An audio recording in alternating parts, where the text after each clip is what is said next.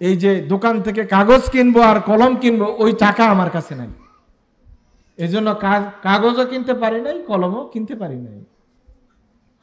তো অন্যদের মতো যে আমি নোট করবো এই ব্যবস্থাও আমার নাই। তবে হ্যাঁ, আপনি যা পড়িয়েছেন সব আমি মুখস্থ করে ফেলেছি।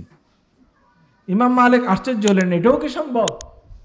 এটাও কি সম্ভব যে এক বৈঠকে 50টা হাদিস শুনিয়েছি, 50টা হাদিসে মিনিমাম 150 থেকে 200 মানুষের নাম উচ্চারণ করেছি, এইটা মুখস্থ রাখা কি আদৌ সম্ভব? ইমাম মালিক একটু কৌতূহল বশতই জানতে চাইলেন যে তাহলে বলো দেখি কয়টা পারো, 1-2টা পারো কিনা দেখি। তো ইমাম শাফি রাহমাতুল্লাহ আলাইহি একটা না 50টা হাদিসই ইমাম মালিককে শুনিয়ে দিলেন। আপনি দেখেন, ইমাম শাফি আলাইহির রাহমা, ইমাম আবু হানিফা রাহমাতুল্লাহ আলাইহির মা, ইমাম মালিক রাহমাতুল্লাহ আলাইহির মা, আহমদ ইবনে হাম্বল রাহমাহুল্লাহর মা, এরা কি পরিমাণ কোরবানি দিয়েছে। ইমাম আহমদ ইবনে হাম্বল রাহমাহুল্লাহ বলেন যে আমার মা আমাকে নিয়ে এতটাই কষ্ট করেছে, বাগদাদে কনকনে শীতের রাতে মা আগে তাহাজ্জুদের সময় উঠতেন, উঠে আমাকে ঘুম থেকে উঠাতেন, পানি গরম করতেন, আমার উজুর ব্যবস্থা করতেন, নিজে তাহাজ্জুদের সালাত আদায় করতেন, জামাতে নামাজ পড়ার জন্য আমাকে হাত ধরে মসজিদের দরজায় নিয়ে যেতেন। যতক্ষণ না আমার নামাজ শেষে তো মা বাইরে দাঁড়িয়ে থাকতেন, নামাজের জামাত শেষে আবার আমাকে হাত ধরে বাড়ি নিয়ে আসতেন। প্রতিদিন ফজরের জামাতে এই পিচ্চি বাচ্চা আহমদ ইবনে হাম্বল তাকে নামাজের জামাতে উপস্থিত করার, ফজরের জামাতে উপস্থিত করার চ্যালেঞ্জ তার মা নিয়েছে। দেখো, আমাদের অনেক মা তো নিজে সকালে উঠেনি না, বাচ্চা উঠবে কিভাবে? আর আয়সা বলবেন আমার ছেলে তো হুজুর এখন আর নামাজ পড়ে না, আগের ছেলেরা কত ভালো ছিল, ওরা কেউ আব্দুল কাদের জিলানী হয়েছে, কেউ ইমাম শাফি হয়েছে, তা আগের মায়েরা কত ভালো ছিল এটা তো আর বলেন না। ইমাম শাফি রাহমাতুল্লাহ আলাইহির মা নিজের বাচ্চাকে এই 10 বছর পর্যন্ত নিজের কাছে রেখে কোরআনের হাফেজ বানাইছেন, মুয়াত্তা ইমাম মালিকের মতো কিতাব হিফজ করা শেষ করেছেন। তারপরে টাকা দিয়ে ইমাম মালিকের কাছে পড়ার জন্য মদিনায় পাঠিয়ে দিয়েছেন। তখন ইমাম শাফি থাকতেন মক্কায়, মদিনায় পাঠিয়ে দিয়েছেন। আর বলছে, বাবা আমার জীবনের একটাই স্বপ্ন, মানুষ যেন তোমাকে ইমাম মালিকের মতো দেখে, তুমি যেন ইমাম মালিকের মতো হও। কিন্তু ফলাফল হয়েছে এর চেয়েও সাংঘাতিক। ইমাম মালিক রহমতুল্লাহ আলাইকে ছাপিয়ে গিয়েছেন ইমাম শাফি রহমতুল্লাহ আলাই। আলাদা একটা মাযহাব আবিষ্কার করার, গবেষণা করার তৌফিক আল্লাহ তাআলা তাকে দান করেছেন। এবং ইমাম শাফি রহমতুল্লাহ আলাই এতটাই মেধাবী ছিলেন যেটা একবার শুনতেন কখনো আর সেটা ভুলতেন না। ইমাম শাফি রহমতুল্লাহ আলাই ইমাম মালিকের দর্শে যেদিন প্রথম বসেছেন, সেই দিন ইমাম মালিক রহমতুল্লাহ আলাই 50টা হাদিস এক নাগারে শুনিয়েছেন। ইমাম মালিক যখন কোনো দর্শে বসতেন, দর্শে হাদিসে এক চুল পরিমাণ নড়াচড়া করতেন না। 50টা হাদিস টানা শুনিয়েছেন। ইমাম শাফি রহমতুল্লাহ আলাই সেদিন ক্লাসের একদম শেষ বেঞ্চে বসেছেন। নতুন ছাত্র, প্রথম ক্লাস, কেউ পাত্তা দেয় না, ওই পিছনে এক কোনায় গিয়ে বসেছেন। সব ছাত্ররা কলম নিয়ে খাতা নিয়ে নোট করছে, উস্তাদ যা বলেছে তা সব লিখে ফেলেছে। ইমাম মালিক খেয়াল করেছেন একটা ছাত্র সে কোনো কিছু নোট করে না, কি যেন একটু আঙ্গুল দিয়ে শুধু নাড়ে আর নোট করে না, তার কাছে কোনো খাতা নাই, কলম নাই, কিছু নাই। সব মানুষ যখন বিদায় হয়ে গেল, ইমাম শাফি রহমতুল্লাহ আলাই ওস্তাদের সাথে দেখা করলেন, বললেন, ওস্তাদ আমাকে কি কোনো নসিহা করবেন? প্রথমে তো ভর্তি করাতে চান নাই, বরং অনেক কাঠখড় পুরিয়ে ভর্তি হয়েছেন ইমাম মালিকের মাদ্রাসায়। তখন একজন মানুষ একজন মাদ্রাসা, শেষ পর্যন্ত ইমাম মালিক বললেন, আমি তোমাকে খুব ভালো ছেলে পেয়েছি, খুব ভদ্র ছেলে পেয়েছি, কিন্তু তোমার আচরণে আমি অসন্তুষ্ট। বলে যে, ওস্তাদ কি আচরণ?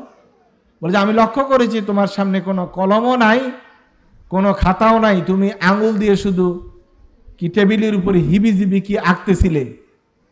আমার তো সন্দেহ হয় তুমি মনোযোগী ছাত্র না, তোমাকে দিয়ে কিছু হবে, এই বিষয়টা আমি সন্দিহান। ইমাম শাফি বলেন, ওস্তাদ বেয়াদবি ক্ষমা করবেন, মূলত আমি একজন নিঃস্ব মানুষ, এই যে দোকান থেকে কাগজ কিনবো আর কলম কিনবো ওই টাকা আমার কাছে নাই, এই জন্য কাগজও কিনতে পারি নাই, কলমও কিনতে পারি নাই।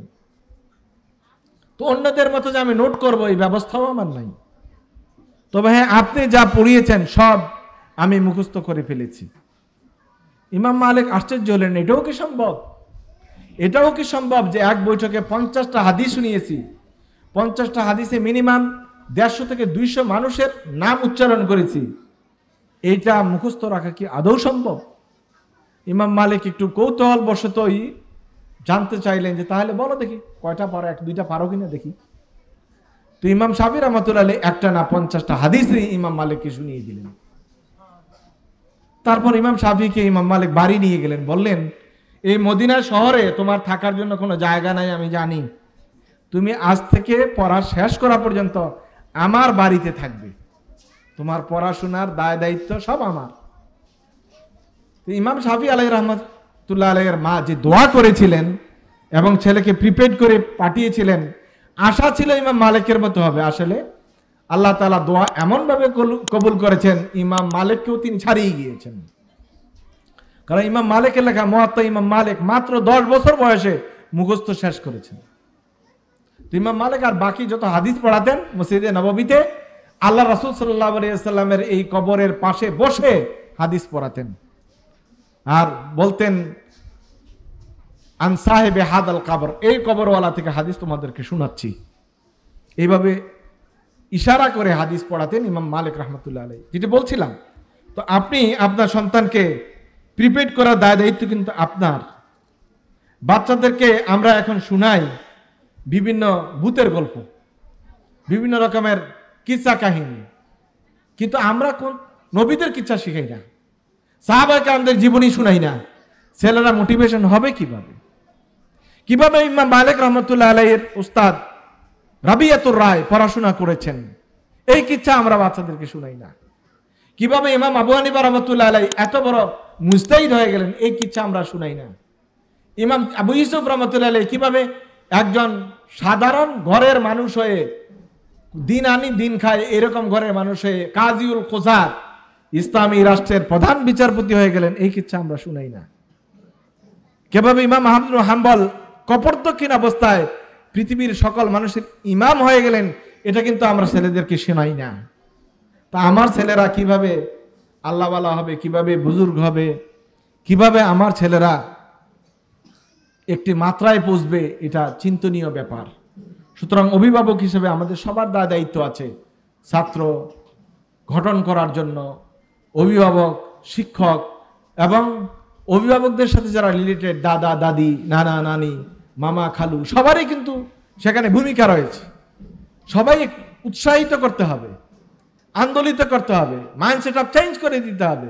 তোমাকে একটা কিছু আমরা চাই, তোমাকে থেকে পাওয়ার অনেক কিছু আছে। পরিবার কামনা করে, গ্রাম কামনা করে, দেশ কামনা করে, একটা জাতি কামনা করে, জাতির ভাগ্য পরিবর্তনের জন্য তোমাকে পরিশ্রম করতে হবে। আমরা চাই তুমি একটা কিছু হও। যেমনটি হযরতে ইমাম শাফি আলাইহির রহমতের মা বলেছিলেন, আমি চাই তুমি ইমাম মালিকের চেয়ে বড় আলেম হয়ে যাও। এবং এটার জন্য ব্যবস্থাও নিয়েছিলেন। শুধু চাইলেই তো হবে না, যত এনভায়রনমেন্ট আছে এগুলো তৈরি করে দিতে হবে। আমরা অভিভাবক হিসাবে যদি নিরন্তর চেষ্টা করে যাই আর আল্লাহ তাআলার কাছে দোয়া করতে থাকি, আল্লাহ চাহে তো আমাদের সন্তানগুলো ভালো হয়ে যাবে। কোনো সময় সন্তানদেরকে হতাশ করবেন না, এই তোমাকে দিয়ে কোনো কাজ হবে না, তুমি কিছু কোনো কাজে লাগবে না, এই সব কথা কোনো সময় সন্তানের সামনে বলবেন না। কম্পেয়ার করবেন না, অমুকে তো অনেক ভালো করছে, তুমি তো খারাপ করেছো না।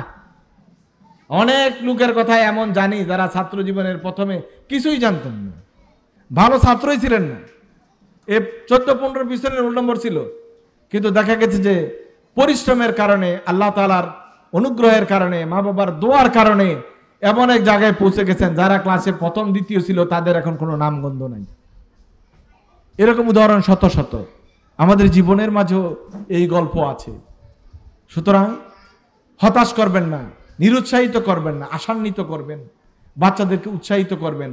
আল্লাহ সুবহানাহু ওয়া তাআলা আমাদের সবাইকে আমাদের সন্তানদেরকে মানুষ করার জন্য সচেষ্ট হওয়ার তৌফিক দান করুক। আমিন। ওয়া আখিরু দাওয়ানা আনিল হামদুলিল্লাহি রাব্বিল আলামিন। আমা তৌফিক ইল্লা বিল্লাহ। আসসালামু আলাইকুম ওয়া রাহমাতুল্লাহি ওয়া বারাকাতুহু।